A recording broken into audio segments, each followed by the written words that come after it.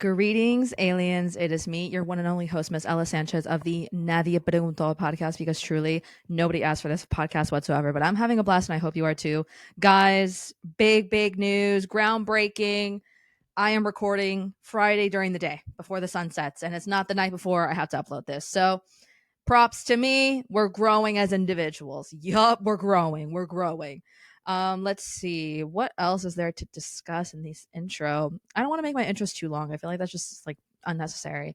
But if you're new here, hi, welcome. I hope that I I get the job done for you. I hope that you like it here.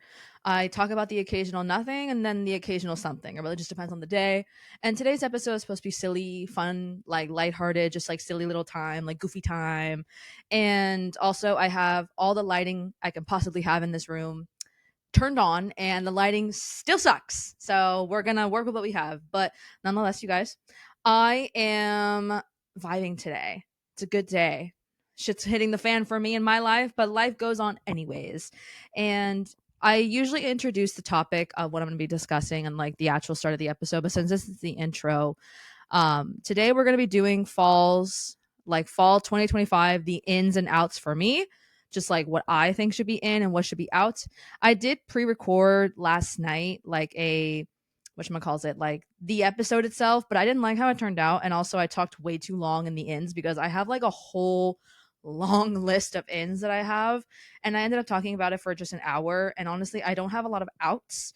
I'm trying to think of more. That's why I'm going to preface by saying this like topic might be split into two episodes. So the first episode will be fall 2025 ins for me personally, and then the next episode is going to be like outs. But if you are returning, hi babe, I hope that you've been having a great time. I hope that whatever you've been aspiring for comes to you soon, and if it's not on its way to you, it will be there soon. So enough rambling. This intro is already long, but I will see you guys in the actual episode. And we're back, ladies and gents. So as we all know, I always use my notes on my little iPad. I'm not an iPad kid, trust, okay? I did go outside when I was young. But just for reference, just like if you see me looking down or like looking elsewhere, that's why. But anyways, guys, I always start the episode with like the inspiration of said topic, because today's topics are going to be fall ins and outs, possibly part 1, part 2 will be next week. But we're going to be talking about fall 2025 ins and outs. It's a trend that's now becoming timeless. I feel like I only see it for the seasons fall and summer. I don't really see it that much for winter or spring. But nonetheless, this is just for me. This is like my fun time. If you don't agree with what I say, you can quite literally just suck my dick from the back and choke on it and enjoy the view while you're at it. I'm a very vulgar bitch. I'm not afraid of it. So nonetheless, we are going to be talking about my personal fall ins and outs. But for starters, for those who don't know the trend, it's basically just like a silly little meme that went viral at some point in the 2020s. That's like people making their own lists of like what they want to see in fall and winter, or like fall season and summer, versus what they want to see out. And it's just like personal preferences essentially. And I always do this. I feel like this is going to be like my yearly thing. It's officially fall now. Like it's officially like September 26th, girl. Like we are in fall, even though it's 75 outside and humid. So didn't know I lived in Florida still. So there's that. But we are going to get started with the fall 2025 ins for moi, for me, myself, and I. You don't have to agree, and I don't care if you do. So I don't want to hear it. So, well, excuse me. If you, wherever you are in the world, put some headphones on, have your little favorite, your favorite matcha, your iced coffee, whatever drink of preference you want. But we're going to get into today's ins. I'm going to start with the fashion ins for me and only me. Then we're going to move on to everything else that's in for moi. So the first in that I have that's fashion related is going to be a super sexy, gorgeous, little bit baggy, but fitted and cropped nicely leather jacket. And I'm drawing this inspiration from because 1, I love a leather jacket.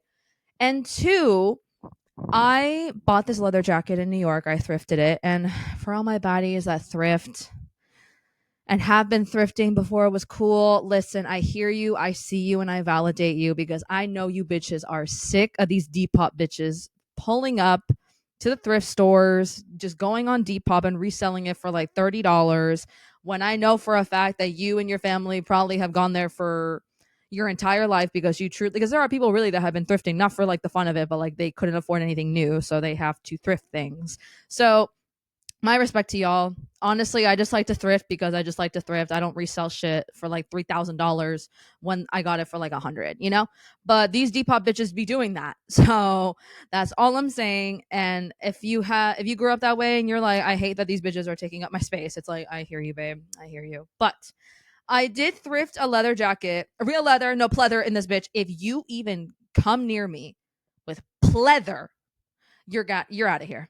Don't even touch me with that pleather shit. No, no, no, no, no. Like, no. Because here's my thing. I got this jacket in New York when I thrifted it.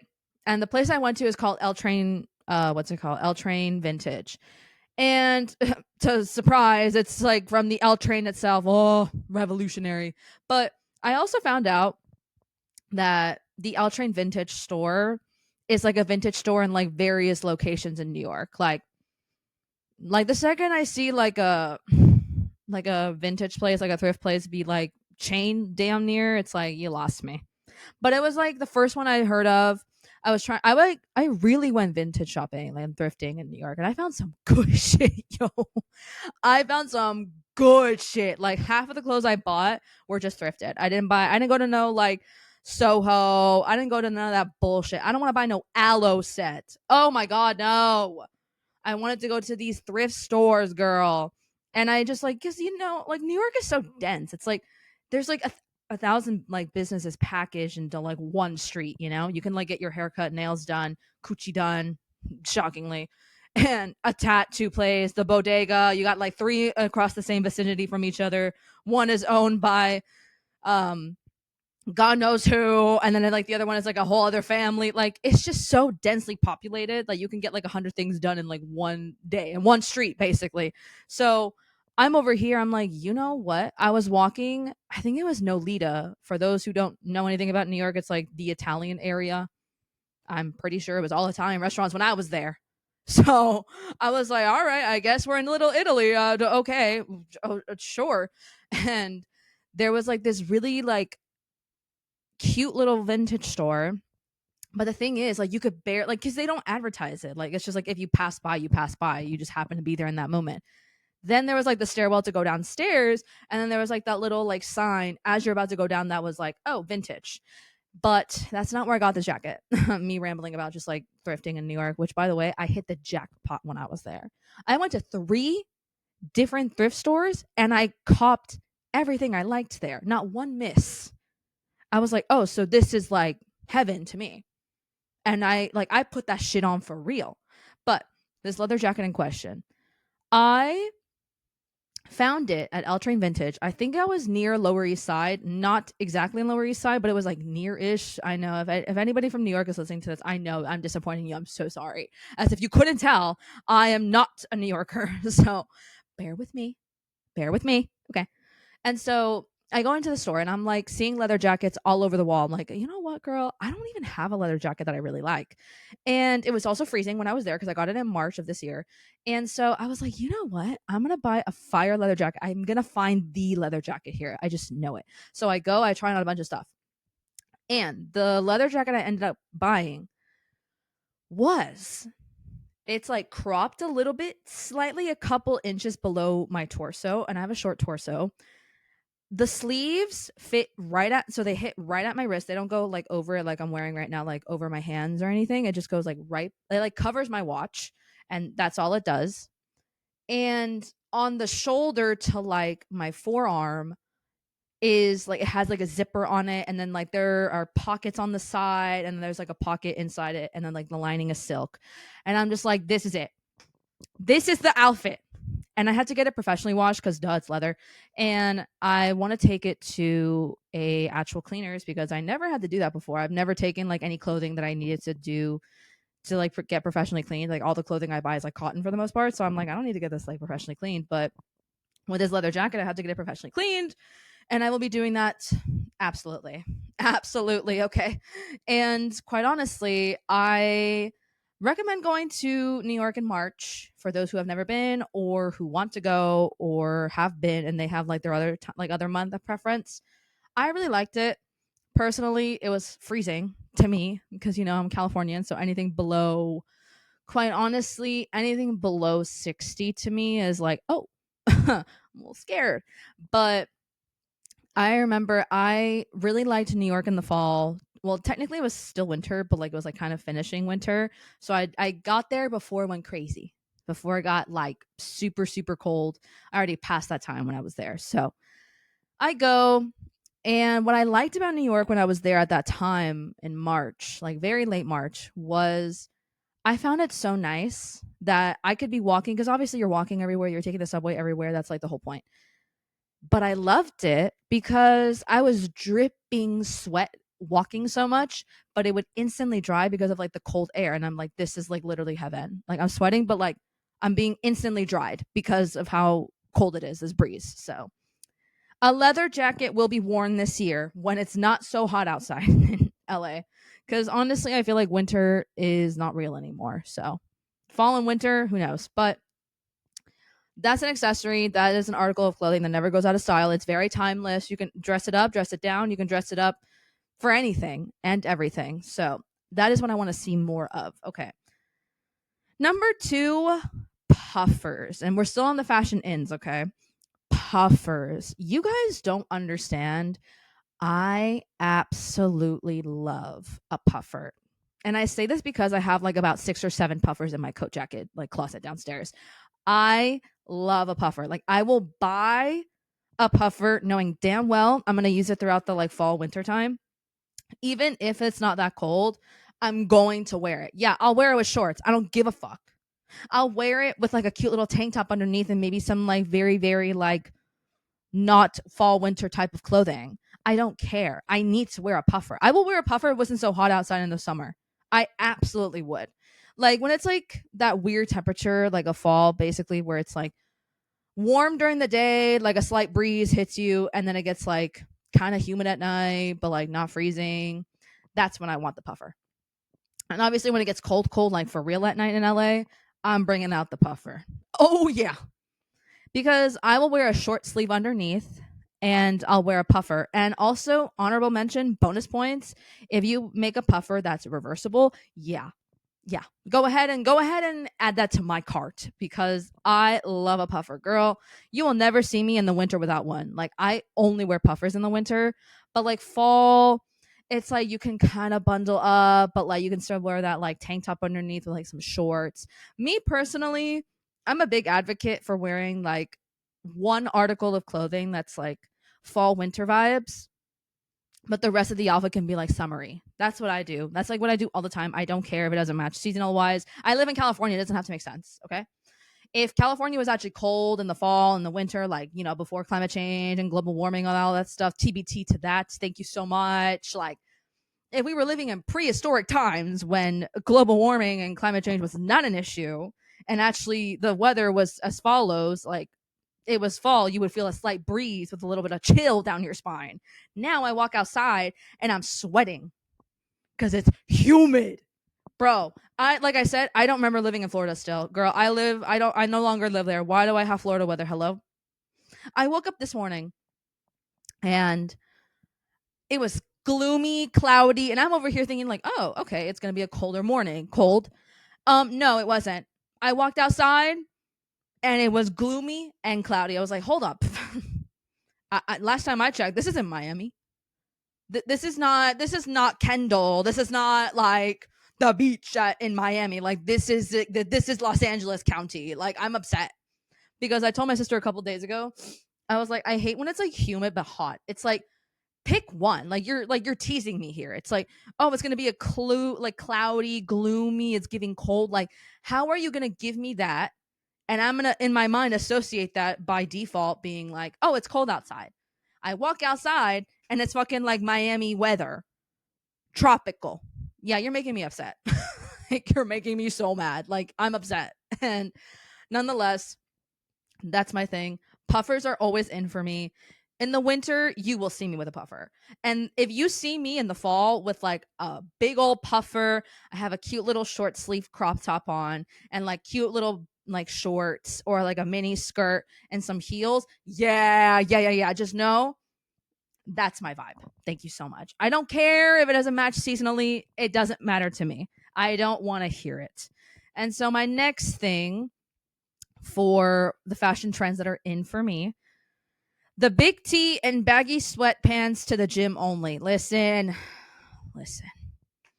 That shit changed my life. I feel like I was too late to this. Because here's my thing. I saw like a IG reel or like a TikTok like many years ago of like the evolution of a gym girl's outfit. And I was like, okay, this is going to be some basic white girl shit, but all right. And then I saw that this person was like, first you start off in your old clothing, like your dad's clothing to the gym.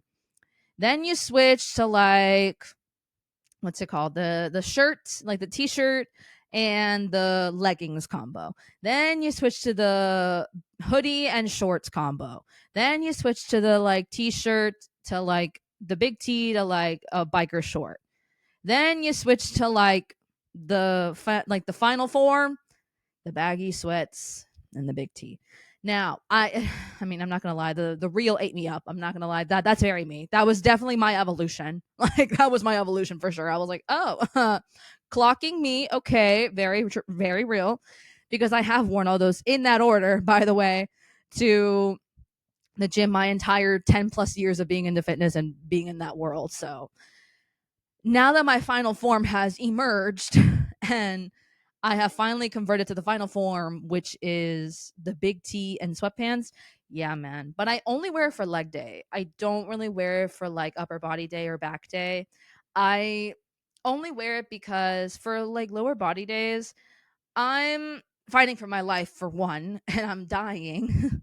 And two, I also really don't like my legs touching like any part of the gym. And for those who do not know, a lore drop of myself, I did work at one point in a gym. I know how nasty that place is. Believe me when I tell you, I am going to be a nasty little germaphobe when I'm there. I will be wiping that seat like it's fucking my life depends on it. And furthermore, I don't want my body and my skin touching it. So, therefore, I was like, I gotta change it up, you know? But also, another thing, when you use the equipment, obviously, for us thick baddies, hi, how are you? My leg skin gets stuck to the leather seat. It's not a conspiracy theory that applies to when I'm in my car and I'm wearing shorts or like showing my legs, and it's just like my skin starts to drag and like feels like it's ripping out of my body when I go down or I get off like a seat that's like leather, and then like I feel my leg, like my thighs, like rubbing against the leather, and bitch, that hurts. That really hurts my body. Like it really hurts, and it just feels so painful. So that's why I switched to wearing like sweatpants for the most part, because it hurts. Like every time I go on the leg extension machine before I started doing that, I would get off of it and my skin would be like dragging off the seat. Like that hurts, girl. Like that really hurts. So I had to switch to like what's it called? Sweats, and then just like a nice big tee. And for like upper body day, I'll wear either a hoodie with leggings or like t-shirt with leggings, or honestly the t-shirt with shorts. Who knows? Depends on the day, depends on the vibe.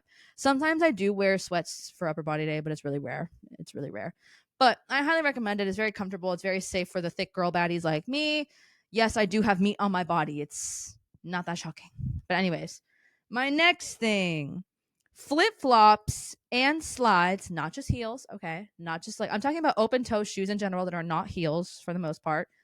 In the fall when it's not too hot, but a little chilly to give your whole outfit ventilation. Now, I will explain. I've been doing this for years, by the way. This is like an in that I never really realized was an in. It's just like an in for me. But let's say it's a little chilly outside, right? But not to the point where like you're freezing. Not to the point where it's like you're in fucking New York City like February. No. We are talking like chilly, and like you do need like a coat. Like you need like a hoodie, something to cover your body, right? Let's say your outfit for the dinner in question is a hoodie, nice pants, and you're like, wait, what should I wear with the shoes? What should I wear? I like to advertise a nice heel that's open toe. Or if you're feeling like super casual, like if you're going out with like a friend of yours or you're going out with family, like you don't want to be too bougie, but you don't want to be like, I don't want to look put together. You have like a nice outfit on, and nobody, if you have like long pants, you can also like kind of have it hit at the shoe just a tiny bit. So it kind of hides the shoe facade a little bit. That's what I've been into lately as well. But if you're wearing like slides or like flip flops, I know it's not like the most like advertised because it's like if you're gonna go to dinner, at least look put together. I'm like, babe, the rest of me is hair looks good, skincare on, like moisturized, I smell good and stuff, but like I want to be ventilated because anytime I wear like too much clothing on me, I get sweaty. And especially I like to sit outside no matter the season, despite any season. And the heat lamp is like on my body, basically. I'm gonna sweat. So I kind of want ventilation in my body. Hence, wearing flip-flops, wearing a cute little slide that has your toes out, having a cute little kitty heel on, or like a nice big heel, whatever the outfit is. That's open toe, is what I'm trying to say. Then you're going to be ventilated. Like if you also go walking after, you're not going to be freezing. You're going to be like ventilated. Like people are going to be kind of sweaty when they're walking, and you're not going to be because you're ventilated. That's my vision. So if you get it, you get it. If you don't, you don't. That's your problem, not me. So my next thing is for the fashion in a quality, sleek, seamless, and logoless black legging. And I mean the black legging that you're thinking of right now that hugs you properly in all the right places, that isn't like giving you like a wedgie, but if it gives you like a subtle wedgie in the back, like it gives you like that glute separation, it's not so overly obvious. But I do own a pair of shorts that do make it look really obvious. But I don't know. I personally like them. I don't really care what you have to say. But my thing is, though, it has to be sleek. It has to form your body so nicely. And obviously, everybody has their own definition of what that looks like. But for me, a good pair of like black leggings makes me look taller, makes my legs look longer, makes my legs look leaner, and also just like highlights every part of my muscle in my leg. That's just my personal preference. And also, if I see you bitches wearing leggings and heels in the fall and any other season, hey, guess what? Get the fuck out of my face. Either you wear the outfit to the gym in sneakers or you wear it with heels and no like leggings and you wear like a nice pair of chinos, girl. Don't piss me off, yo. Wear the heels with like a mini skirt or like a skirt or like a nice pair of like black like jeans or like black pants. Like I don't want to see you put heels and like leggings with like a logo in the back that says Alpha Elite together. Oh my god, girl. If I see that shit, it's on site, girl. Oh my god. I hate that shit so much. It irks my soul. Like either you're doing office casual or you're going to the gym, girl. Don't put those two aesthetics together. You're making me upset now. And it doesn't look cute. Like I'm not sorry to tell you. Like I hate that shit. But if you give me like a nice sleek legging, whether it has a logo on the back of it or not, and you give me like a nice cute sneaker, or you give me like a nice cute pair of flip-flops or like a cute slide or a cute like let's say like you pair it with like the Crocs, but you get like the puffy like 80 like 70 80s like socks that they put on their like leg warmer type shit. Like that I can work with. I'm like, okay, see, it looks athleisure like, but it looks clean, it looks sleek, it looks nice, it looks finished. That's just me though. Okay. But if I see a baddie with some leggings and stiletto heels or like pleaser heels, we're gonna have some problems. It looks so ugly.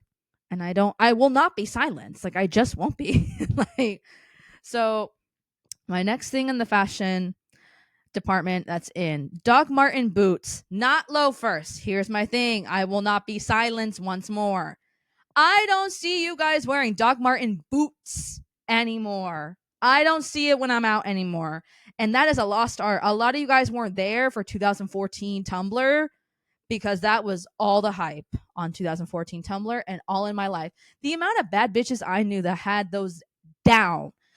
Doc Martens on, like outfit put together.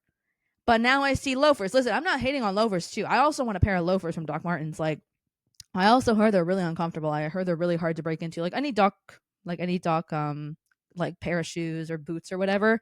They're really hard to break into because they're like fucking thick ass and like so like they're so hard. Like they're just like literally like anytime I bump into them, I don't feel anything. Like when I have them on, you could drop like God knows what on my foot and I'm not gonna feel like as I have Docs on. Like that is what we call a quality boot.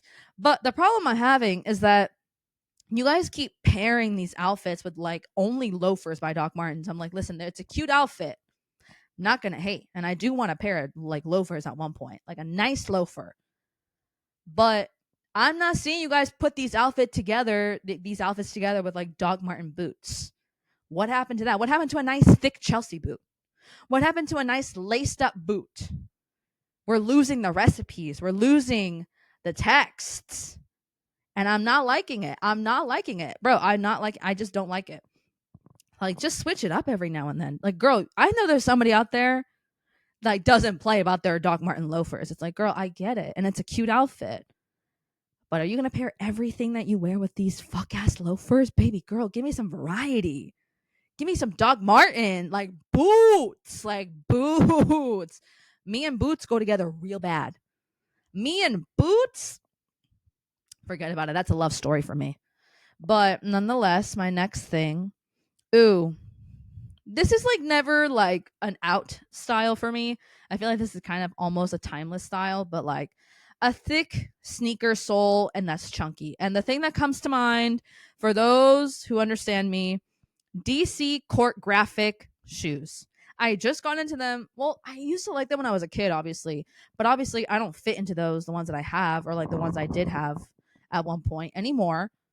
And I bought these DC Court Graphic sneakers, right? And they're chunkier. The sole of the foot, like the sole of the sneaker is not like so thick, but it's like thick enough. And like the actual body of the sneaker is like pretty thick and chunky. And on top of that, I really like it because it's all black and it has like on the DC symbol on the side of the shoe, it has like leopard print on it. Girl, that was the cutest thing. I was like, I wear this all the time. And I also really like to pair it with like my favorite black leggings and the sneakers, like the DC shoes. Highly recommend. I really like them. That's what I think of like when I think of a chunky shoe, a chunky sneaker. I think of the DC Court Graphic sneakers. They're not like, oh, they're not like not popular. They're very popular, but like for me, I really like them. And I also want to buy Vans in the next few months. Like I really want to buy a pair of Vans. Like I feel like I haven't worn Vans in a long time, so I feel like I need to revisit that. But my second to last thing on the fashion ins. Jorts, but they're not for just the spring and summer. So jorts, I really have this fear. Like the day that comes when I have to get married, and I say have to because I want to get married, like that's a personal preference for me. Like the day that has to come and the day I fear the most, but also excited for the day I have to get married. Because here's my thing, you guys. I'm a little nervous because I hate dresses. And I also hate an ugly pantsuit. And I also don't like the color white because, like, the whole idea of the color white means purity. And I'm not really a pure bitch in the sense of, like, I'm, feminine and girly. Like, bitch, I will tell you to shut the fuck up and die if you make me upset. That's what I mean. So I don't know if really, like, the day comes and I get married, right? I already know that, like, if I do wear a dress, I'm going to probably wear, like, a sage green dress that's, like, silk. But my thing is, it's like, since I hate dresses, I don't know what I'm going to wear, you guys. I don't know what I'm going to wear the day that comes. Like, apparently, I can't wear jorts to my wedding. I can't wear jorts, and my husband can't wear a tuxedo. Like, that's just going to be a problem. Problem made in heaven. But I don't know what else I'd wear. Like, I don't know what else I would wear. And I'm worried deeply because I'm like, what am I going to wear to my wedding? Like, everybody thinks of like bridal dresses and they're all dressy, they're all girly, and they're all white all the time. And I'm like, okay, but what if I want to wear like an all black dress? What if I want to wear like a sage green dress? Bitch, this is my wedding. Hello? I get to do what I want. I'm the bride. You bitches are coming to see me get married. This is my wedding, my idea. So I can technically wear whatever I want, but is it socially acceptable to wear jorts? Like a cute little crop top. No, I can't wear that. So I'm worried. But onto the conversation of jorts in the fall. This is like only speaking of like fall and like California.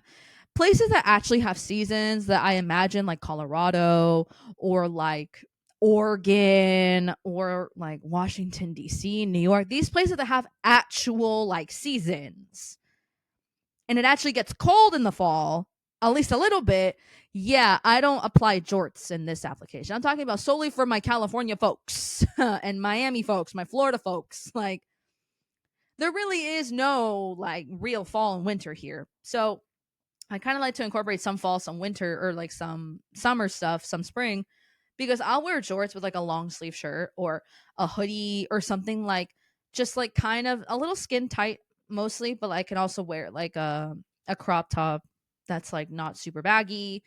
That's what I usually wear my jorts with. I usually wear it with like a nice crop top or I want to try styling a little bit better, but that's in for me for fall. Like even if it's a little chilly, like I prefer to wear that and maybe like a cute little crop hoodie and like some nice sneakers and whatnot. And I just think it's really cute. I prefer it personally. I like jorts because they still cover because they're short. Like, no, jorts are longer. And I feel like jorts only can make it work if like you're a little bit shorter and they kind of hit a little bit above like where your calf hits, like the like end of the calf and then like the rest of the ankle shows. Like that's where my jorts hit for me, and I really like that because I can show off my like ankle tattoo that I have on my leg, and I can also show off like the sneakers I wear, or I can wear what's it called, like um a cute little pair of flip flops, heels, like whatever the case is. I also saw people pairing jorts with like a high knee boot heel, and I wore that one night, and I really liked it. I actually really liked it. Like my entire leg is basically covered, and like the jorts hit a little bit past the like boot itself. I don't know, y'all. Y'all can look on Pinterest, and I really liked it. I really liked that outfit together. But that's my in, like my fashion in for fall. And then my last thing for just the fashion ins for 2025 for fall is going to be clothing that isn't the person's body like preference. So, for example, for me, I'm 5'3", so technically if somebody were to come style me, they'd be like, "Well, you should like look taller. Like we want you to look taller." The illusion of like looking taller, making your legs look longer. And the clothing that I know for my preference, if I wanted to wear that, would be very short skirt or very short shorts, as short as possible. Like I'm talking like barely covers my ass, like barely or just barely covered, like just at the bottom of the cheek, girl, it's covered. The rest is just leg. And then if I wore sneakers, like low top, not high top, it would look like I have longer legs. Or to make it fully the illusion would probably be sandals, like flip flops, or like a cute little heel that has my toes out. Those things I know work for my body to make me look taller because I don't know what the obsession is with like wanting shorter women to look taller, especially in like a fashion industry. I know that like that's like technically the preference. If I were to have a stylist, they would want me to wear something like that, or they would pick clothing that makes me look taller on the like leg department. But when I say clothing that isn't meant for the person's body, I mean like not always following those like fake rules. I like to wear jorts that cover almost my entire leg, that makes me look shorter, if anything. It makes me look like, oh yeah, I am short. Or I have these like ASOS mom shorts that hit exactly at my knee, like exactly, like they don't go past my knee, they don't go above my knee, it's like right at my knee. And honestly, I think it's really cute. And I wore it recently with sandals, and it looked super cute. I wore it with like a cute little top, like not cropped fully, but it was like barely covered, like the waistband of my jorts, and I really liked it, girl. Like I really liked it. Technically, I'm not supposed to wear that because it doesn't make me look taller. But that's my point. Whatever's in the fashion world, You don't always have to wear it. So that's just me. Now comes the somebody was driving, sorry. Now comes the everything else that's in for me in fall 2025. My first thing, the whole nothing is real mentality. Ever since my 25th frontal lobe dropped in my mind, and I'm now 26, revolutionary to have that ideology, to be like, nothing is really real. When I tell you that actually freed me from a lot of my stress, yeah. As a matter of fact, yeah. I will not be elaborating further. It's like, if you know this information, if you have felt this way before, you know. But if you don't know it, I don't know what to tell you. I can't save you. I can describe it as much as I possibly can, but you would never understand unless you definitely have that mentality. Because ever since my frontal lobe developed, girl, ever since my frontal lobe dropped, the whole nothing is real mentality has saved me. It has converted me. Because every time growing up, some like before I turned 25, 26, like somebody would be like, yeah, dude, nothing is really that serious and nothing is really that real. I'm like, oh, everything is serious. Everything is very real. I'm like, actually, you're very wrong for that. Then you hit 25, 26 and you're like, oh yeah, they were right. Like, that's literally my sister's mentality. She's like, it's going to be fine. Like, you're going to be okay. It's really not that serious. And I'm like, well, actually, I don't know about that. Then I turned 25, 26 myself and I'm like, actually, she kind of has a point. Like, everybody that told me that growing up, and mind you, I did grow up with a sister that's 10 years older than me. So whenever I would meet her friends or whatever at the time, when I was way younger, like early 20s, when I was younger, like they would all be very chill about being an adult. They'd be like, yeah, it sucks, but you'll be fine. You know, it's like, it's a horrible life, but you'll be okay. And you're going to get through it when the time comes. Just enjoy the life that you have right now when you're a kid. And I'm over here stressing about my life as if, anybody wants to hear about a 16-year-old stress. Like, I don't have any where there's no stress at 16. But at the same time, like when I finally started to live it and actually experience it, like my frontal lobe developed and it like dropped in my mind. And I was like, they kind of were right. Like, I might be panicking right now about everything, but like, I'm going to be okay. Girl who is going to be okay. That's really the mentality I'm really having at the moment in time. Like, the whole nothing is real, nothing is that serious, nothing is really that deep. Yeah, it's really true. Ever since then, I'm like, you know what, actually? Hell yeah. As a matter of fact, yeah. Girl who is going to be okay, girl who is going to make it, girl who is just going to be fine. Because it saved me. It saved me in more ways than I can even express, because I can't even explain to y'all how panicked I was in my life. At the age of like 18, 19, panicking about what choices I'm going to make and like what college I was going to go to, what college I was going to like transfer to or whatever, what major I was going to have. I was doing all of this prefrontal lobe development. I was panicking damn near every day, to the point where I was like, you know what? This isn't good, but like, I need to get through this. Like, I don't feel like it's going to be okay for me. Like, what if I die? What if I don't make it? Like, what if I just fail and like embarrass myself? Then I would have my lovely sister and her lovely older friends, because once again, I would like to reiterate, we are 10 years apart. So she obviously knows adulthood way quicker than I did. And she's like, girl, it's going to be fine. Like, you're going to be okay. Any decision you make, you're going to be fine. Like, your life is going to be fine. You're going to adapt fine. Like, the end of the world is not near, nor is it ever going to happen. Like, just depends on how you take it.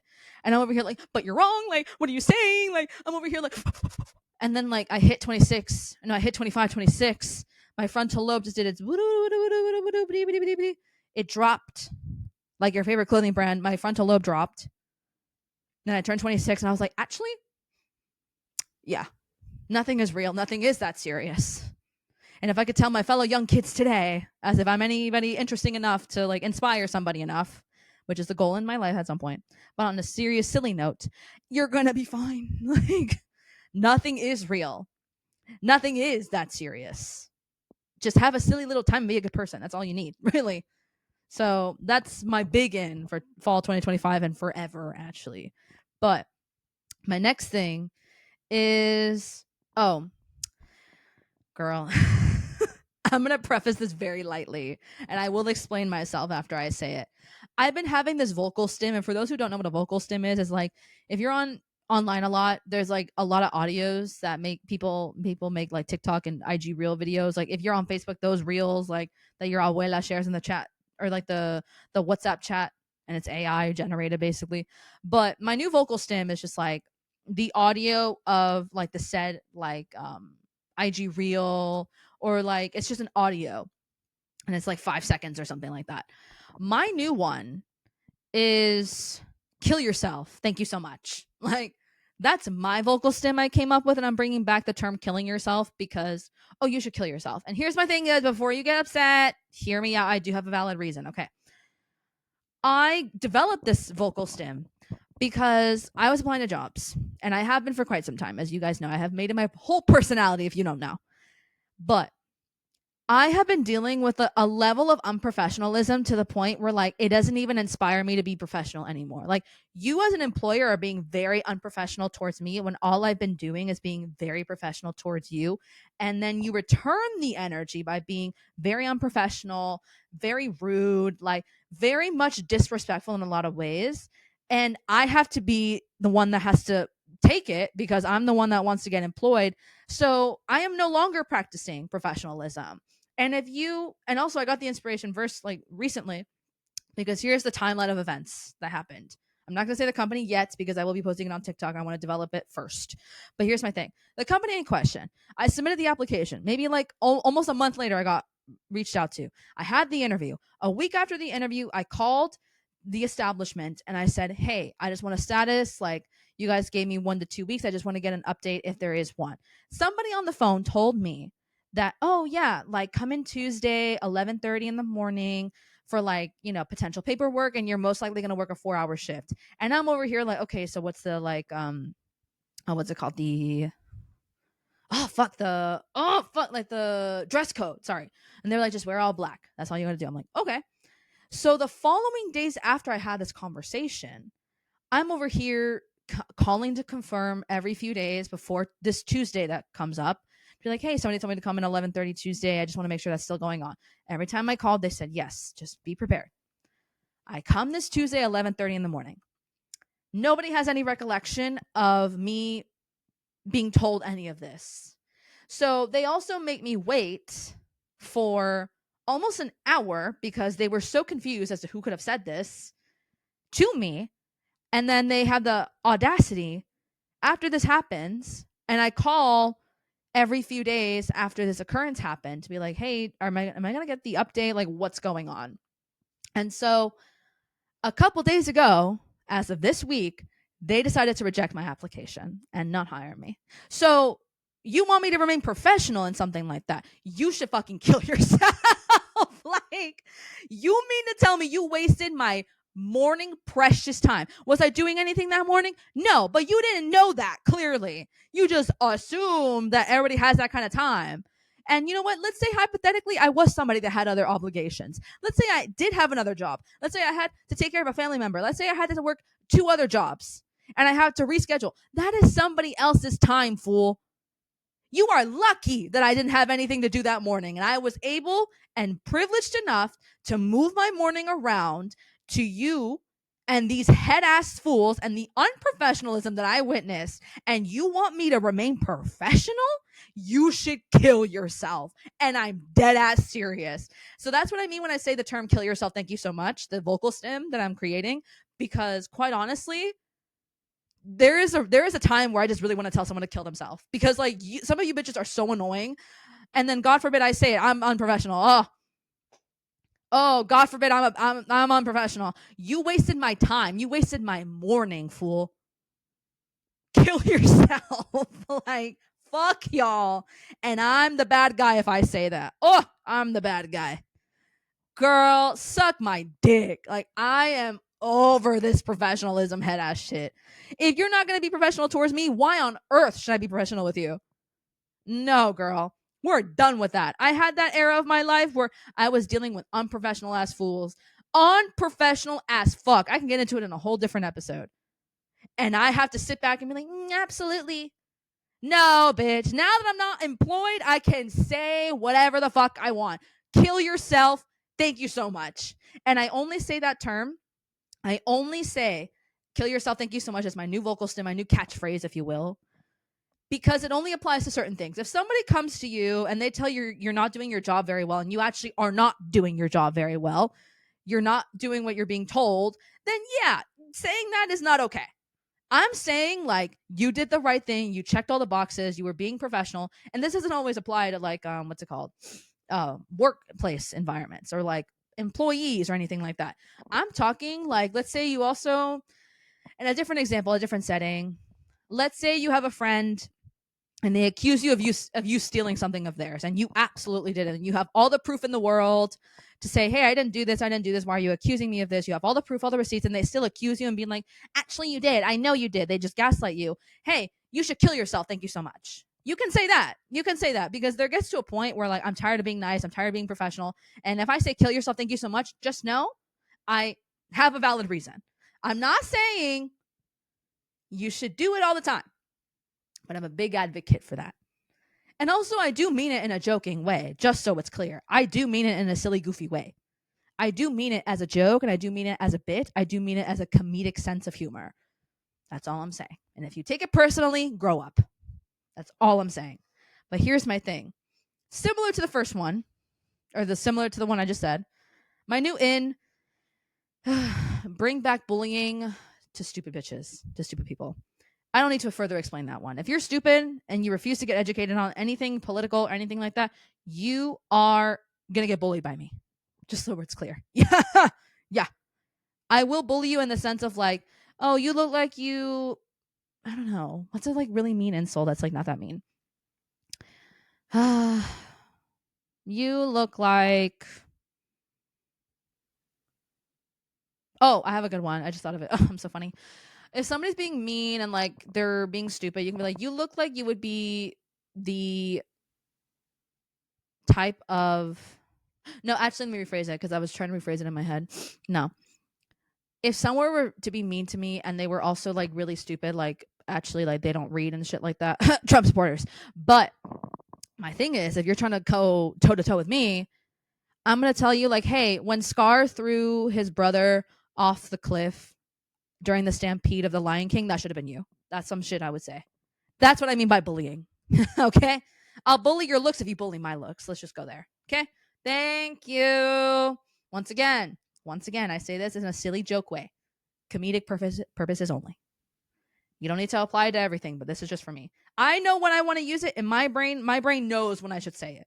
And I will withhold when I don't need to say it. Thank you so much.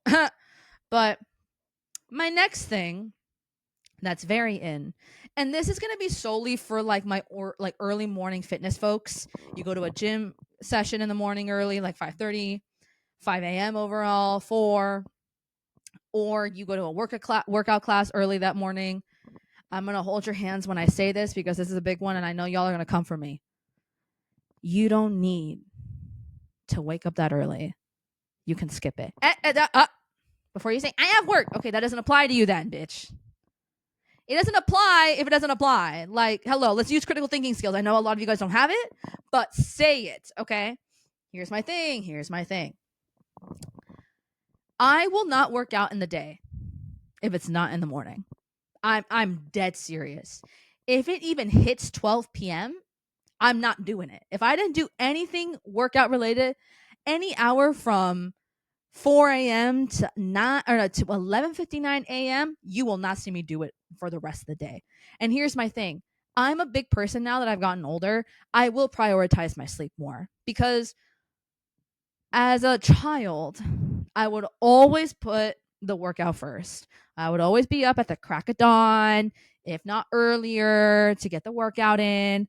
But like now, I go at 6:30 in the morning. That's still pretty early. And I actually like it. The sun is like kind of out already. There's like a little bit less people. Like for me, it's doable. Like naturally, my body is waking up at like 5, right? But usually I'd be at the gym or in a workout class by 5:30 in the morning in like the way past for me.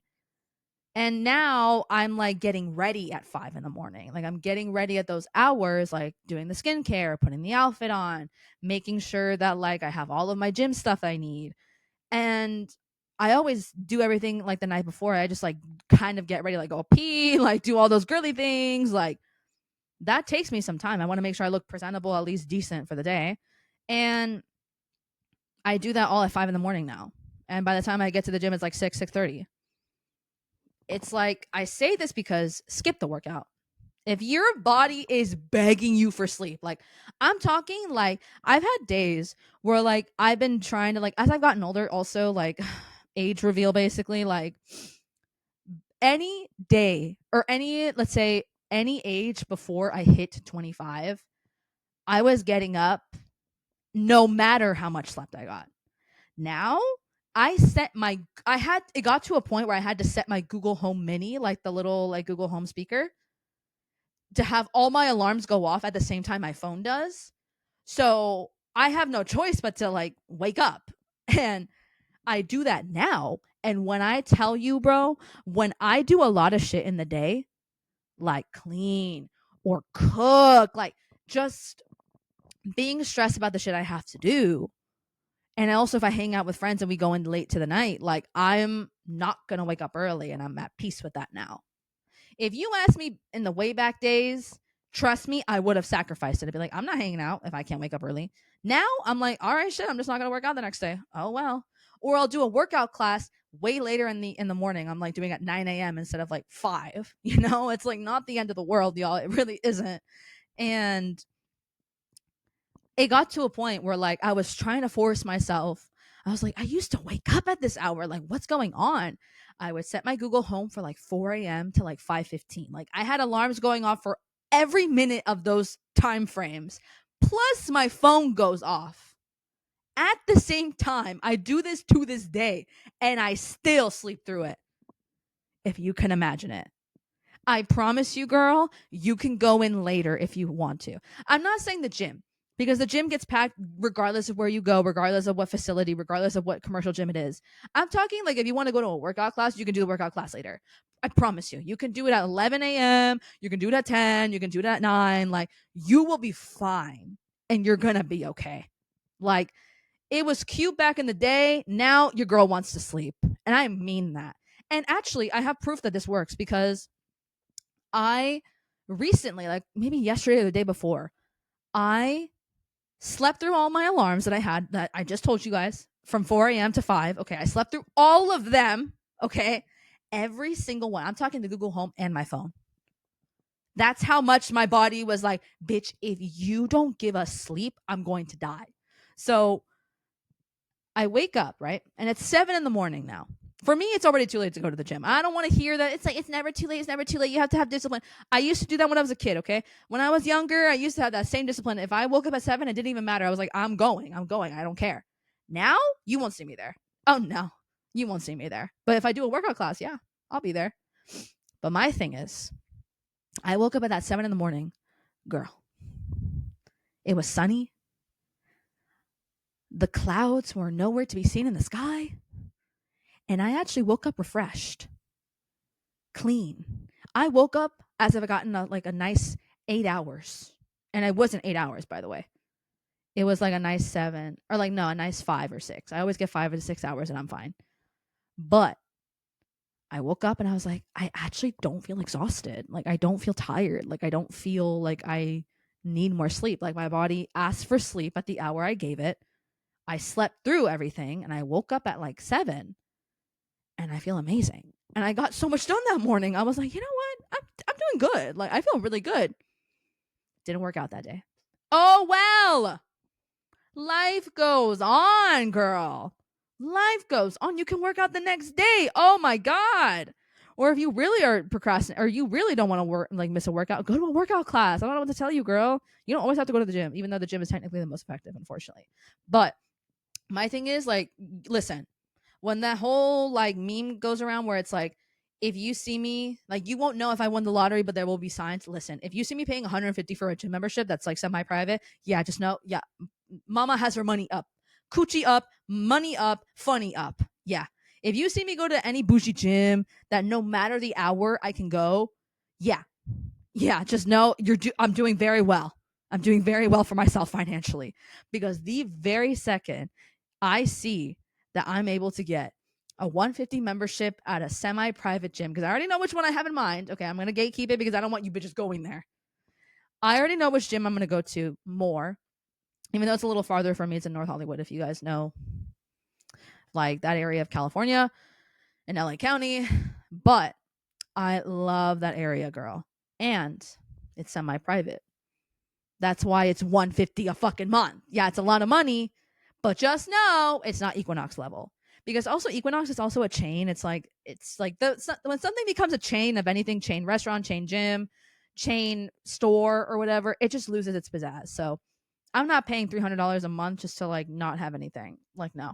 So you will see signs, believe me. And the very second I'm able to do that, I'm canceling my current gym membership and I'm going to that one because I will be able to wake up at like whatever hour of my day and I'll be able to go to that gym knowing it won't be packed at whatever hour I go. That to me is a privilege I want to have. You will see signs. Thank you. Thank you. And also the last thing I will say on this conversation of like, you don't have to wake up early. You can skip the workout.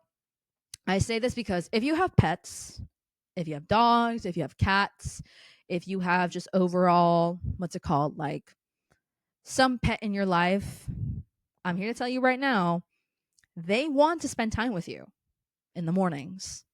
At least my cat does. My son, he loves to spend time with me in the morning. Like he always wants to hang out in the morning. And what made me sad is that the other day, yesterday, I worked out, right? I worked out at home. And my poor cat, he was just meowing at me when I was working out at home because he was just like sad that I wasn't hanging out with him. Like he was like meow, meow, meow, meow. Like he was all over me. Like he was like all on my like leg or whatever, just like being like super cute and super adorable. And I'm like, but I have to work out. Like I have to. Like I can't just lay on my bed all day. Like I can't do that. And I felt bad. Are you kidding me? Like your pets have feelings, okay? Like if you have a cat, you have a dog, whatever it is, like whatever pet that you have, like they want to spend time with you. So make the time if you have the chance, you know? And it doesn't matter what day or what hour it can be, like whatever free time you have at home and your pets are there, they want to hang out with you. So I say that because it's very true. Like my poor cat, he was just like hanging out. He was just like, why isn't she hanging out with me? Like I want to hang out with her. It's sad. Like I felt really sad. I was like, I feel really bad because I'm working out. I have to work out for my well-being. And my poor cat is just like meowing at me and I feel really bad. I'm like, wow, I feel like a terrible mom. So think of those things, okay? Think of those things for my early morning folks that are just like, I have to go. It's like, girl, you'll be fine. I promise you. There are ways to adjust. And also, if you work from home or you're one of those people that like has like a later shift in the day or whatever, I'm talking even as later as like 10 a.m. Bro, you have enough time during the day to go hit the morning workout if you want to or whatever. Or if you don't hit the morning workout, you can hang out with your pet.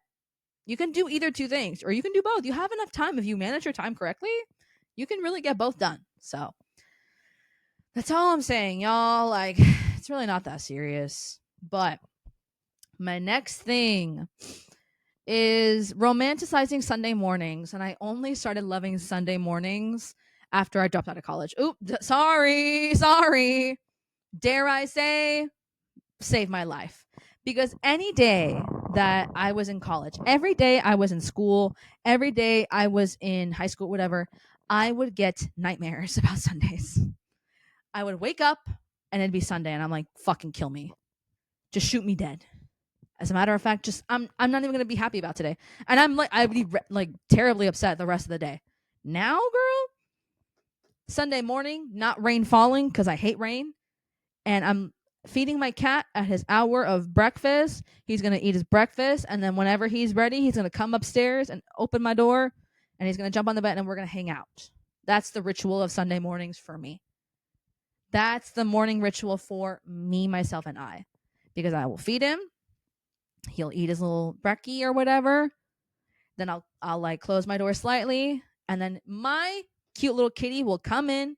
He'll open the door himself. He'll kick it with his paw, and he'll be like, "Now I'm ready to have morning time." And I'm like, "Period." And he comes on my bed, and we hang out, and I fall asleep again. Because what, guys? Sunday is fun day. Yeah. And for those who work on Sundays, I'm also a big believer of like, don't work as hard on a Sunday. Even if you have work, just don't do it. Just like do it, but like half-ass it. Because it's Sunday, fool. It's Sunday. You don't have to put in that much effort that day. You don't have to put in that much effort at all on a Sunday. I'm talking like Monday through the rest of the days you have. And this can also apply to like any day you have a day off. Like, you have a day off, romanticize it. Wake up like kind of early. Whatever your perfect day is, make that the day you have off like the perfect day. So there's that. That's my thing. Now my next thing that's in. Trying new things after failures and reframing it as, what can I do that I just haven't tried yet? I'm not going to really elaborate on that one. That one's pretty self-explanatory. And then my next thing. What's my next thing? Oh, ClassPass. Guys, gather around. I have a lot to say on ClassPass. By the way, it's not sponsored. I'm just ClassPass addict. ClassPass-aholic, dare I say. Here's my love-hate relationship with it, though. For those who don't know what ClassPass is, it's an app where it was originally developed to be for fitness studios all over in your city. If you live in Houston, if you live in like any city, you can like browse it, and basically you become a member and you pay however much a month for credits that you can use for fitness studios. It started off as fitness studios, but now it's like for food and drinks now. I saw that you can also you can go watch a movie, get a free drink and like a side of popcorn at your local AMC for like a certain amount of credits that you use. So let's say like for me, the plan I have right now is 80 credits a month, and I pay $159 a month for those 80 credits. You might think that's a scam. Well, let me tell you a little something about ClassPass, my girl. My laser hair removal service is on ClassPass. Okay? Before I used ClassPass, I was paying out of pocket for my underarms and my full legs $210 every 6 weeks. And I did the math. Baby girl, that's like over $10,000 every year. But with ClassPass, it's 60 credits to do my underarms and my full legs for $159. And I still have a teeny tiny amount of credits left to take any workout classes of my liking. And you want to tell me that shit's not worth it? Oh, ClassPass, you have my attention. Bless ClassPass.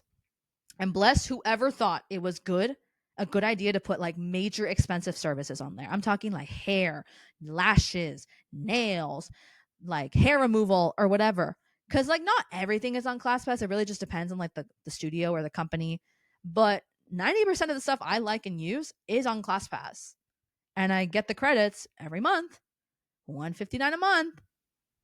I know you might be thinking that's a lot of money, but it's a lot cheaper than me getting like laser hair removal $210 every 6 weeks for a whole year. No? Yeah, right.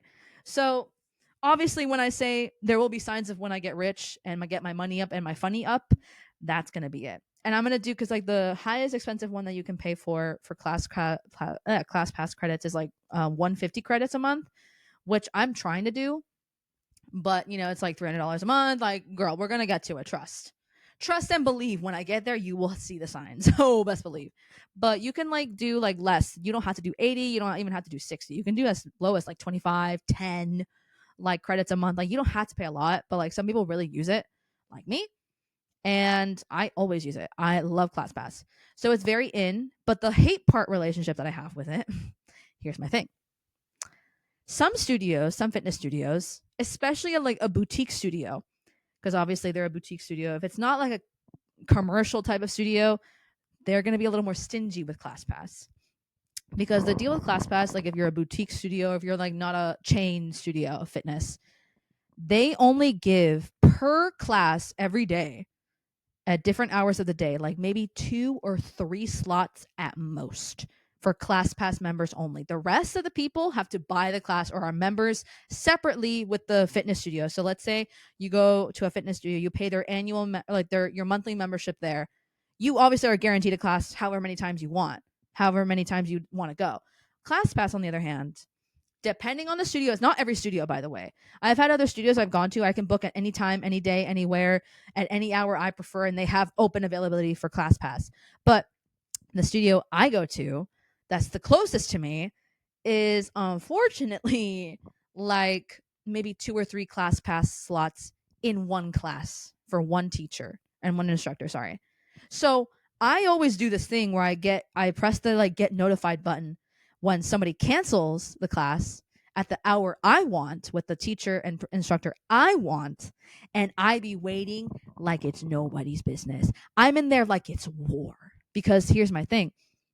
It's always automatically booked like very much ahead. Like I have tried to like go the minute it like opens for like registration. Like if the class is on a Tuesday, I can go. I have to like go the Tuesday, like the week before, the Tuesday before, and it's already booked because it's like that's like their standard. That's like what ClassPass does, especially for a boutique studio. And so I'm over here fighting for my life. And I always press the get notified button for the classes I want with the instructor I want. And I'm waiting the whole night. I'm waiting for 40 days and 40 nights, 40 hours. I press the get notified button. I'm like, all right. And I have my phone on my hand like the entire day until somebody cancels. Because usually it's like 99% effective. Like somebody always cancels for the classes I want.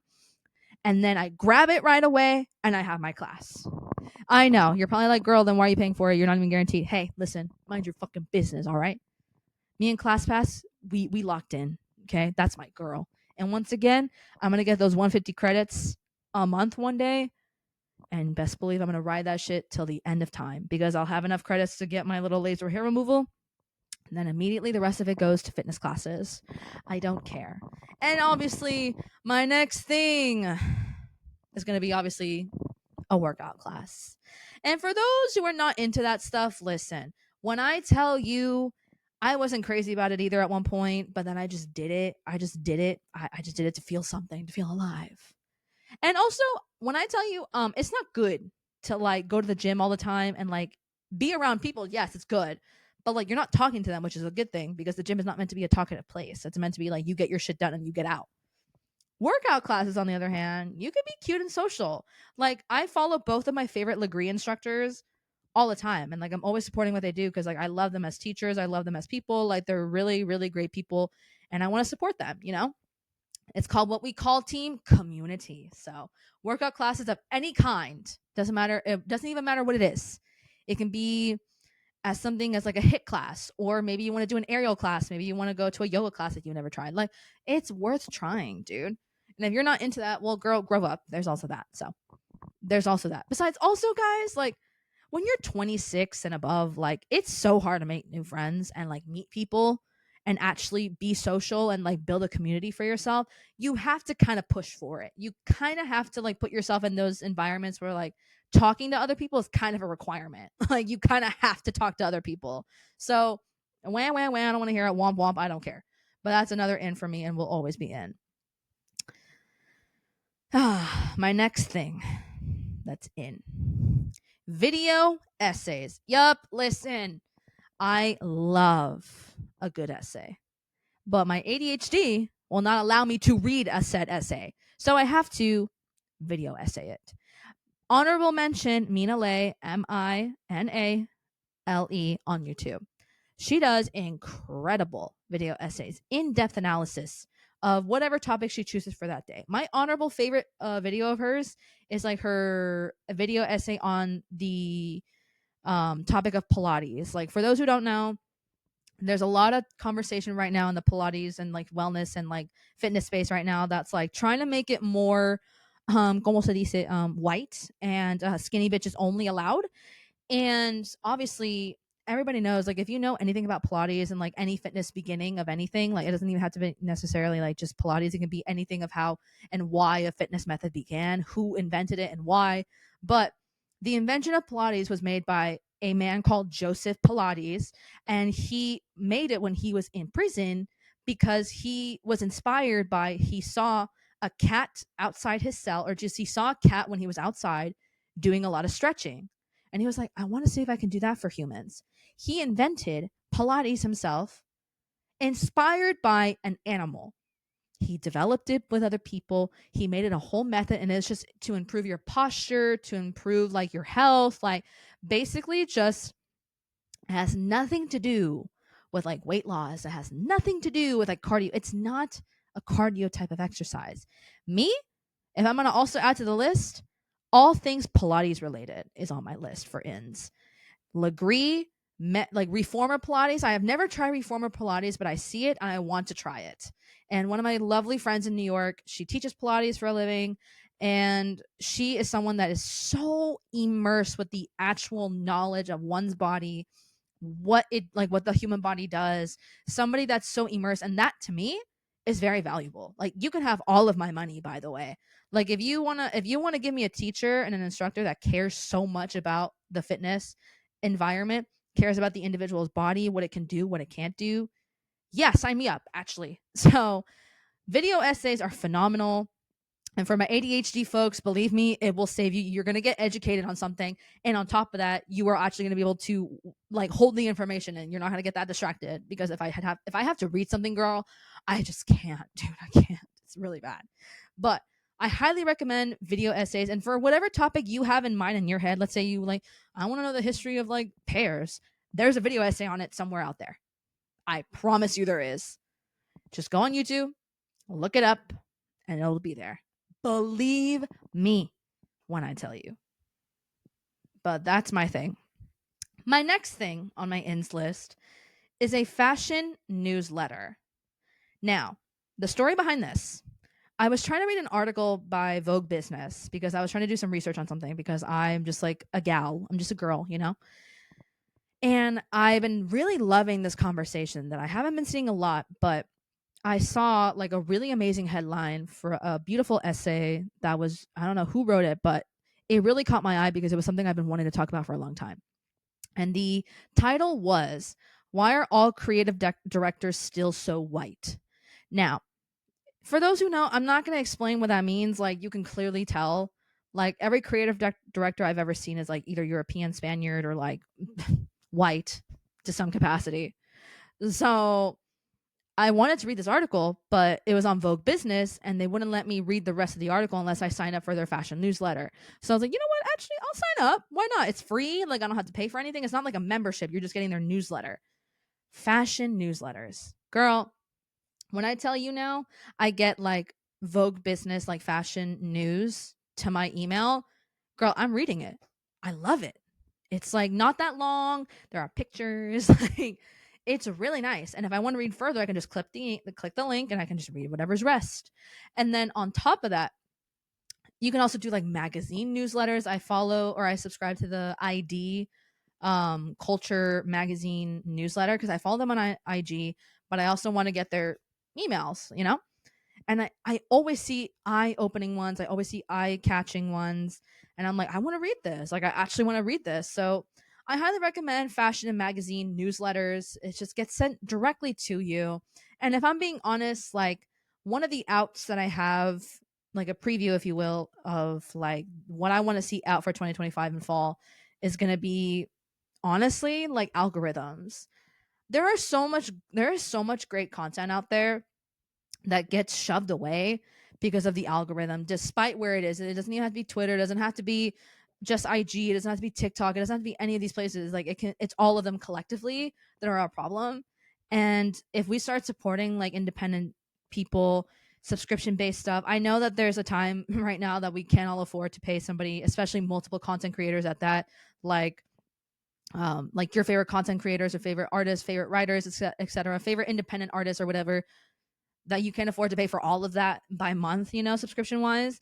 But it's important to have at least that talk and conversation of like, it's just nice to have something you subscribe to, like an email newsletter or a fashion newsletter, like anything that you really like. That's like, it can be anything, gets sent directly to you.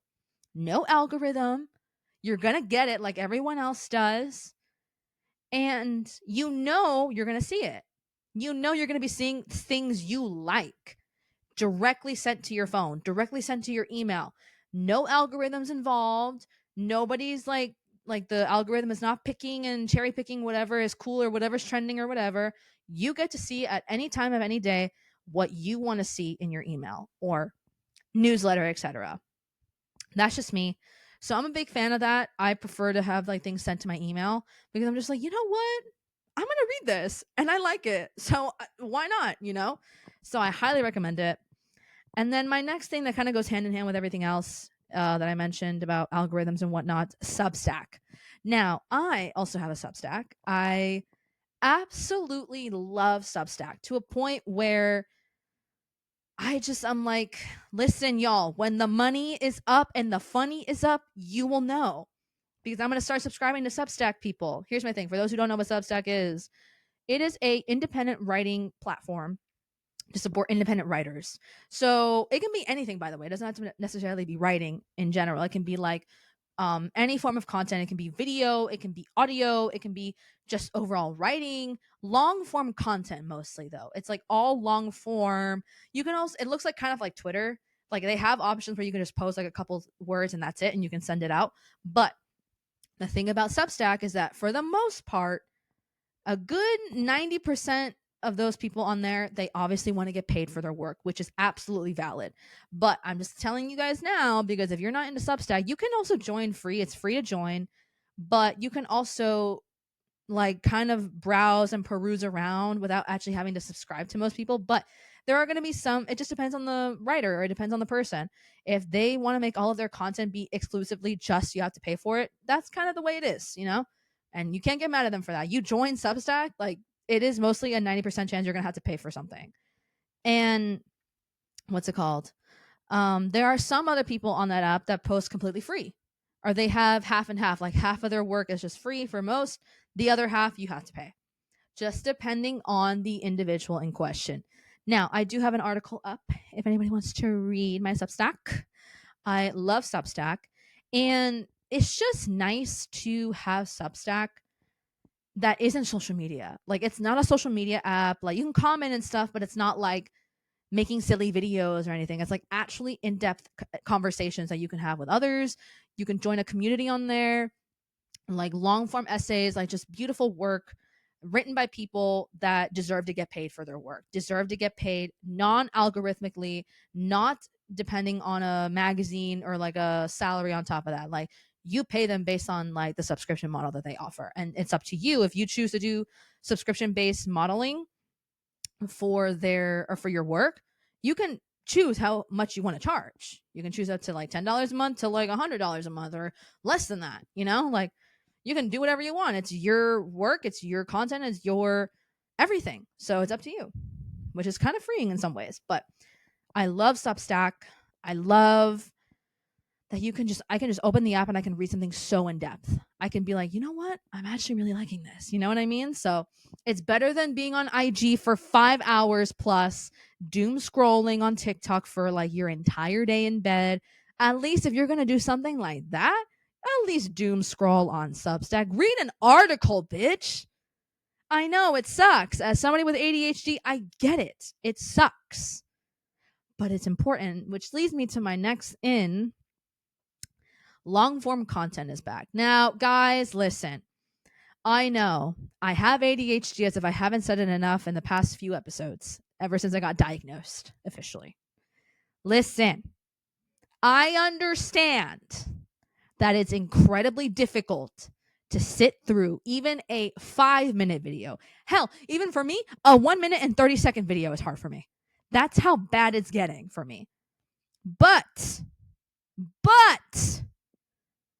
at one point for me, I could sit through a 10-minute YouTube video without cracking or without like being bored after 5 minutes, okay?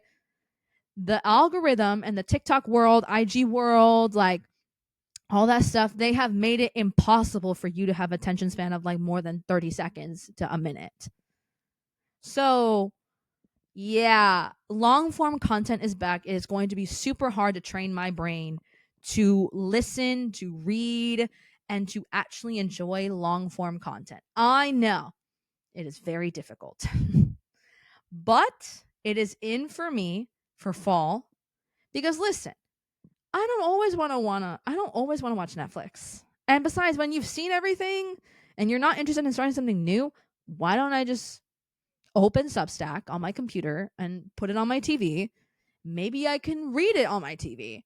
Come on, y'all. Work with what we got here. Or if you have an iPad, if you have like even your phone, like you can just eat your dinner and read something. I know it's very hard. Believe me, I know it's a lot easier said than done. But I am trying for myself to do that, because I don't want to be 45 and older one day and my attention span just gets worse and worse, fool. I like, even when I'm watching a TikTok video that's really long, like a minute or a minute and 30 seconds, I'm like looking at the bottom, like, when is this gonna end? When is this gonna end? When is this gonna end? Like, is it almost over? Is it almost over? And especially if it doesn't have the little circle on the bottom with like the line, I'm like, so when does this end? It's not good, dude. It's not good. Like, it's too normal right now, and I'm not liking it. It's too normalized, and I'm not liking it. So that's that on that. And then audiobooks is my next thing that's in. Now, this goes in hand with long form content. Here's my thing. I feel like audio listening to anything is actually a lot easier for me as somebody with ADHD. You probably listening to this that might have ADHD, you might disagree. Obviously, everything is different. Everybody's different. But for me, an audiobook and a podcast are all it for me, yo. I be listening at the gym audiobooks and podcasts because I'm just like, I don't always want to listen to music. I'm gonna be honest. Like, I listen to music the rest of my day. Like, I'll come home from the gym and I'll just literally listen to music because I'm just like, I already listened to like audiobooks and podcasts for the day. Why not listen to some music now, you know? Or vice versa. Sometimes I'll do only music and then switch to like a podcast or an audiobook at the gym, or I'll just do solely music and then I'll come home and I'm like, I want to listen to a podcast now. So here's my thing. I have been doing audiobooks because I cannot sit down to save my life, open a book, and read it. I have trauma behind that, okay? I have real valid reasons as to why I don't do that anymore because I can't. But here's my thing. Audiobooks are fantastic. It's like a little podcast, but like way longer. So here's my thing. Here are some audiobooks that I recommend that are also currently free on Spotify Premium. The first one I have is the lovely book. And I say lovely because it actually is a lovely book. It's very eye-opening. It's very well said. And it's called I'm Glad My Mom Died by Jeanette McCurdy. If you guys don't know who Jeanette McCurdy is, she played Sam on iCarly. She was the lovely blonde. And obviously, it came forward in her book that I listened to that she unfortunately had a very troubling time during the filming of that show. And when she was on Nickelodeon working with like the Dan Schneider, like the awful guy, everybody knows that he's awful and he's evil and he's weird. Okay. But she comes forward. She talks about it in her book. And she also talks about how her mother was a terrible time to be with. And she was making her life hell as she was being like and working on iCarly and Nickelodeon. So the very gist of it is that her mom, Jeanette McCurdy's mom, she was very abusive. She was very awful. And basically, her mom was the one that got her into acting because she was trying to live through her daughter. So Jeanette McCurdy's mom eventually, she was like the one that idolized Hollywood. She was the one that idolized the fame and fortune, and she wanted her daughter to have what she didn't have. And as you can tell, it doesn't end very well, clearly. So nonetheless, I listened to it, and it's narrated by Jeanette McCurdy herself. And I listened to it because I think a couple days after she dropped the actual book in physical form, I saw that it was already on my Spotify. Like, it was like number one in my face, like when I opened my app one day, and I was going to clean that day. So I was like, oh my God, you know what? I really want to hear, because I've been hearing also people that were reading it, or they were just starting to read the book. They were like, it's a really good book. Like, you guys should listen to it or read it. And I was like, you know what? I'm actually going to read it. I'd like to know. And the title is crazy, you know? The title's a crazy title. It's like, I'm glad my mom died. That's crazy. So it's attention grabbing right from the bat. And I listened to it the entire day that I was cleaning, and it was very well said. It was very like just direct to the point. Like, she was a great authoress. And like each chapter obviously tells you how long each chapter is going to be narrated for. I was like so in tune with the story. I didn't even notice when the transitions happened. Like, that's how good an audiobook is to me. She did an excellent job. Props to you, Jeanette McCurdy. I know you're not watching this, but like, very much respect to you. And just good quality work. I love. And another one that I've been hearing that my sister recommended actually is the Steve Jobs memoir. She really likes it. I personally listened to it, and Steve Jobs himself sounded like a dickhead. I'm sorry. The man is a genius, and he was a very big genius.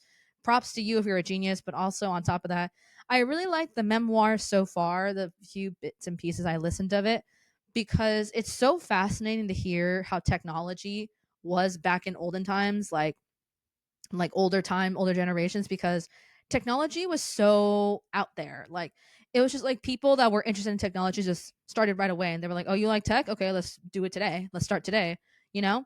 And I really like how people, like, when you hear about these things, especially like if you're a millennial or a Gen Z like myself, or the generation after me, Gen Alpha, I guess, you grew up with technology by default. Like, you grew up with that shit.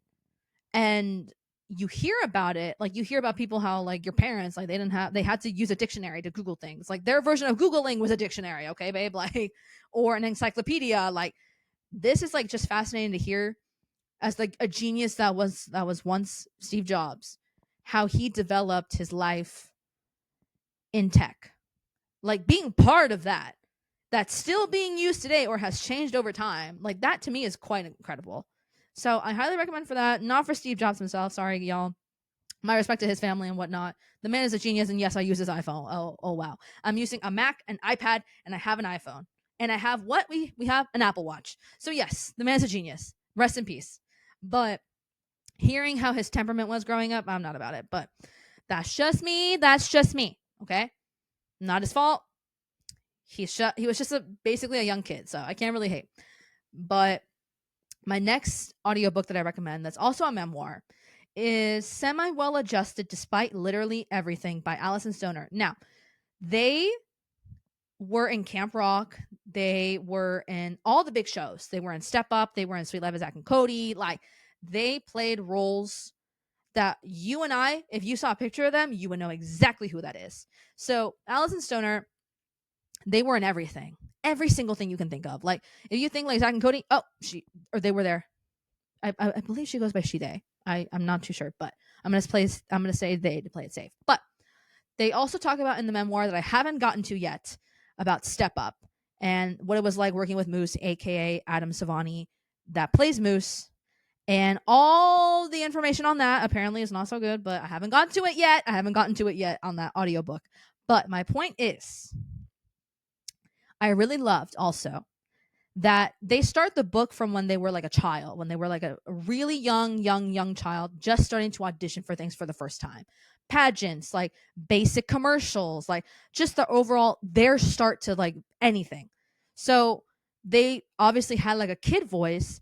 And then when they were narrating the book, they were switching from like adult to like childlike, like to get I love a narrator, even if it's not the author themselves. Like, I love a narrator that knows when to use a certain vocal change and tone change. Like, if you're like enacting, like if you're acting like a kid in the book, like the book is like a kid talking, talk like a kid.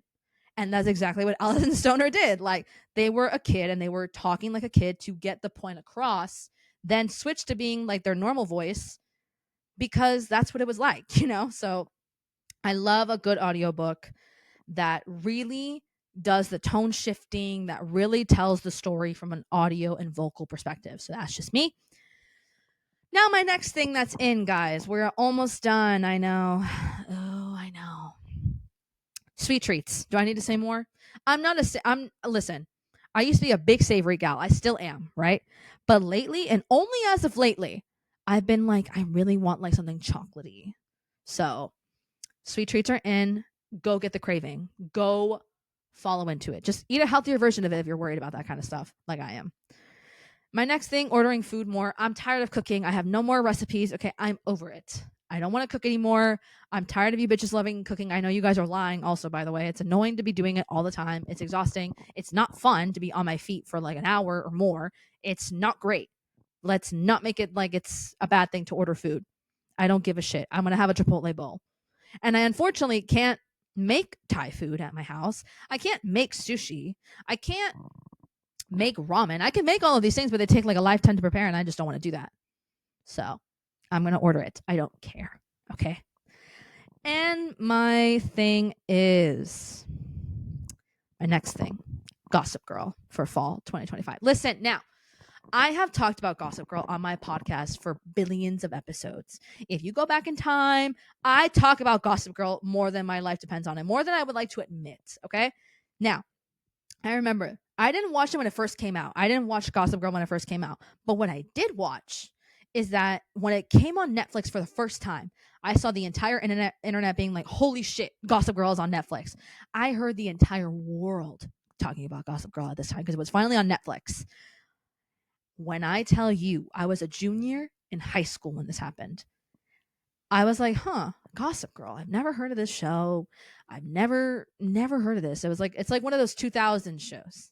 Like OC, like one of those shows.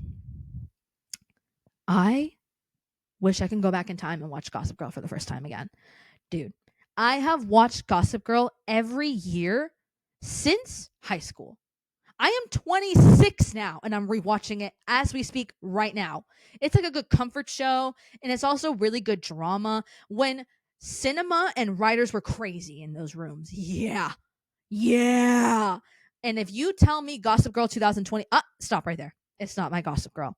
Because here's my thing. The reason why Gossip Girl 2007, the OG one, is so iconic is because it's literally very Y2K. It's Y2K in its purest form.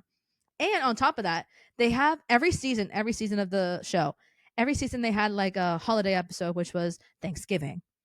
And fall, like we know, is on like Thanksgiving and fall correlate with one each other, like very much so. I personally am not crazy about Thanksgiving, but everyone knows that Thanksgiving is known for being like the holiday where the most drama happens in everyone's family around the world. Not me, y'all stay safe. My family and I love each other, so sucks to be you if you have that problem.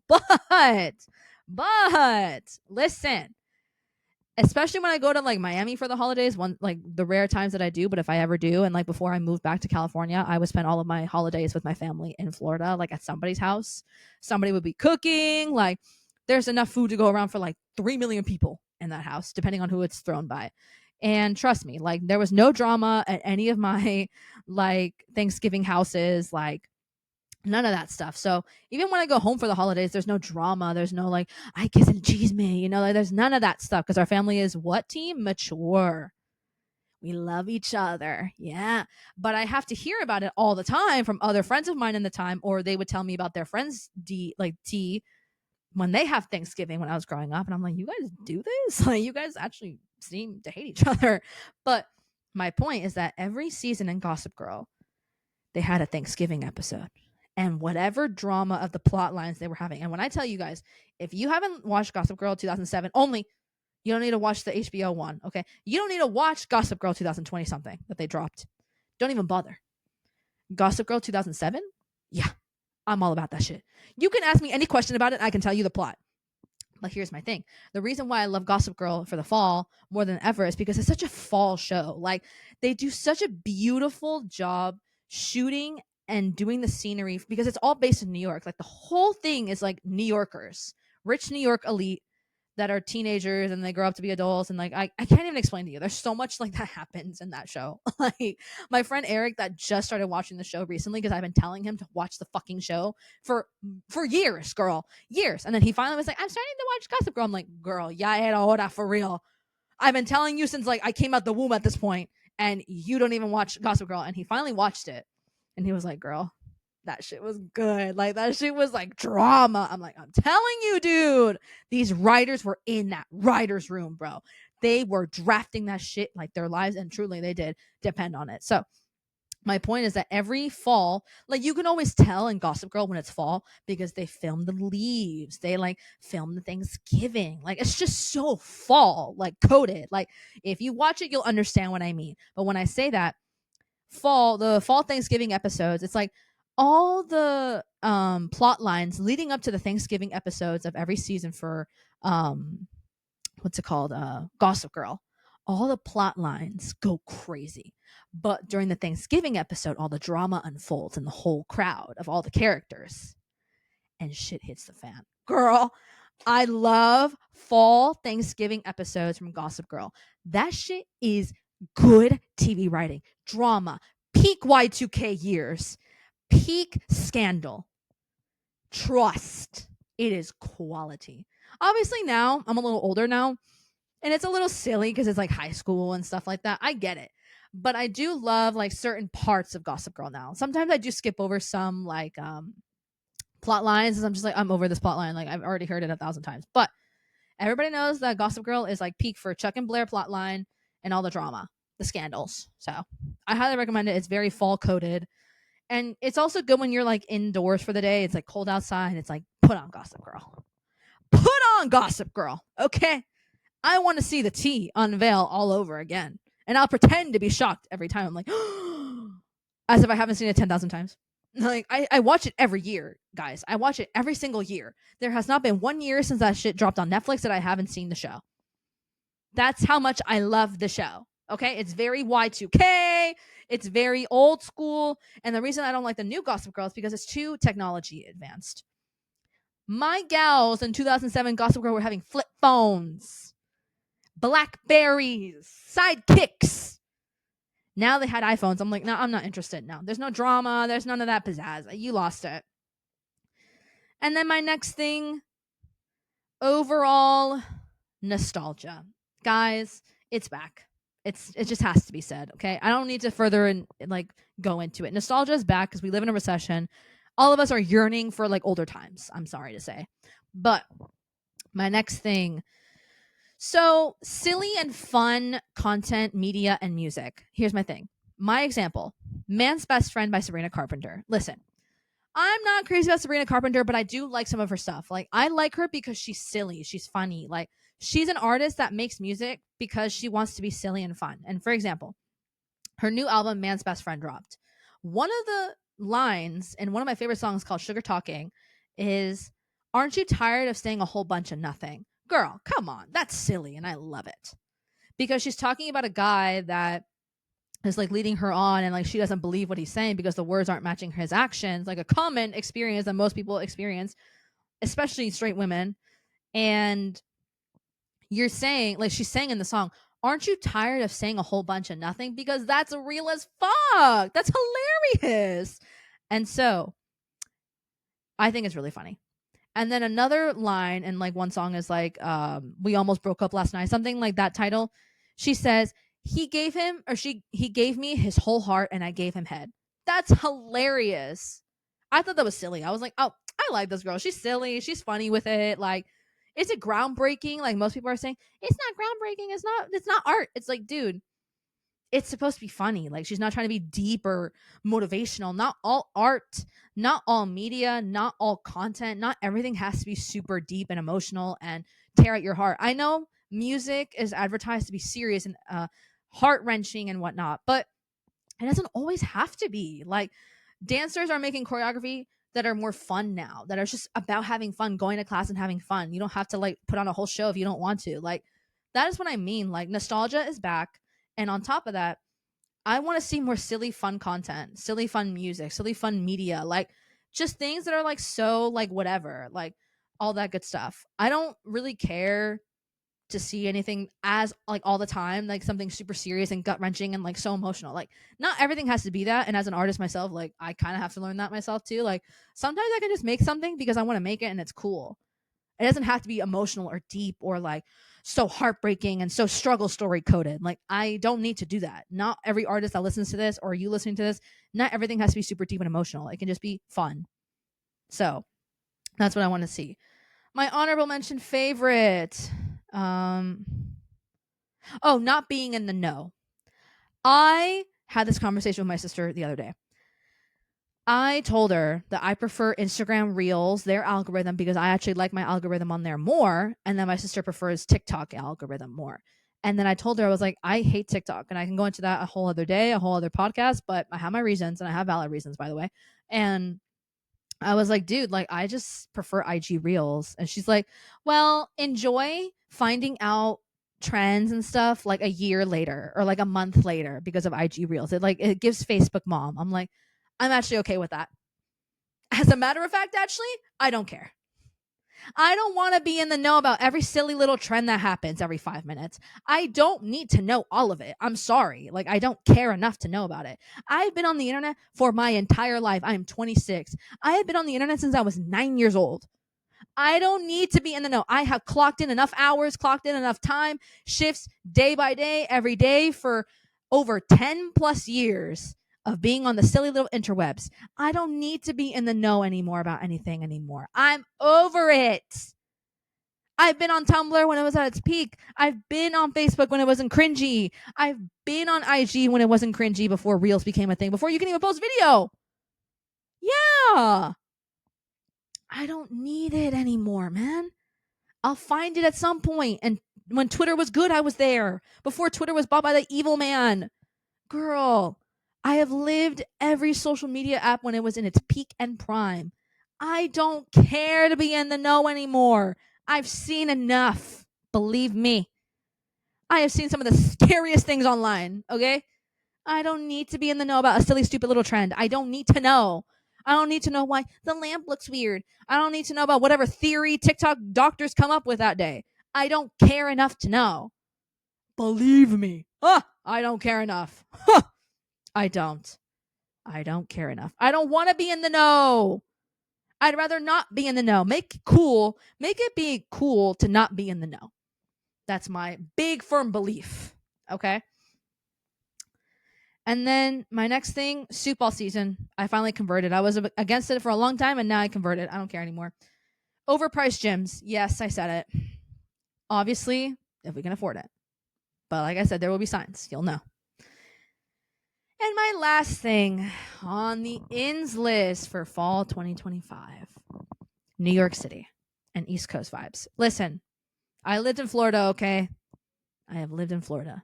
I know what the East Coast is like during the fall and winter. And you want to know something? I don't want to be in the cold. Ha. If you see me in Florida, in Miami particularly, at any point in time in the next few months, mind your fucking business. And like you'll know it's cold when I'm not in California or I'm not anywhere cold. Like if you see me in Miami, that means I just didn't want to be in the cold or I just wanted to be in the sun for like a couple hours and I just want to enjoy it.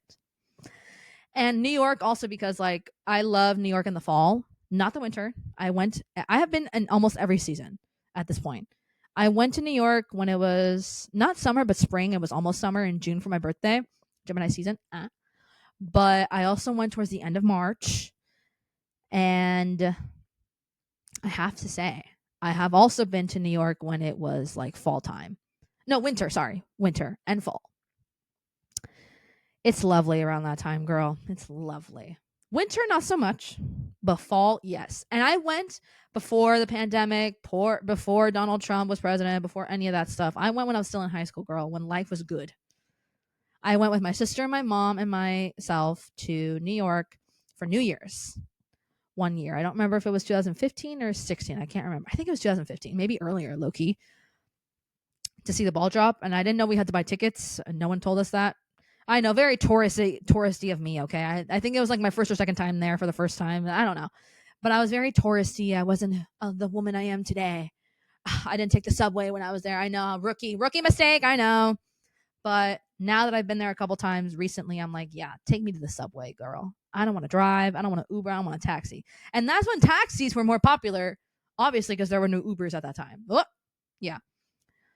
And I really loved it because it was like, I think it was winter. Yeah, it was winter there. Freezing, and I hate cold. But it was during the time where like life was better. Like people were being more conversational with strangers, with each other. Like we celebrated the ball drop in the new year in New York. Like gorgeous time. Freezing, but gorgeous. And so I say this now because it's amazing. And I highly recommend it for fall into the winter. If you can handle cold. I will not be doing that again because I can't do cold. It was like a young time for me. But I've been talking long enough, y'all. And that concludes my fall 2025 ins. And most of them are also going to be forever in my life. So my voice is starting to crack. I want to make dinner now. I'm going to have soup. And would you look at that? Fall time, soup time. But nonetheless, you guys, I hope you guys are taking care of yourselves. This episode is quite long. I know, skim through it. I don't care. We're all about long form content now. Support your local bestie with the long form content. So, my guys, I am out of here. I love you all. Oh, excuse me. Please take care of yourselves. Stay healthy. Drink your water. Eat good. Whoa, excuse me. Go work out. Go to a workout class. Do something you've never done before. Go trial if you're able to. Whatever your heart is setting on at the moment, whatever your heart is calling you to do it today or do it soon. So I'll see you guys in the next episode with the outs for fall 2025. And I'll see you guys very soon. Bye.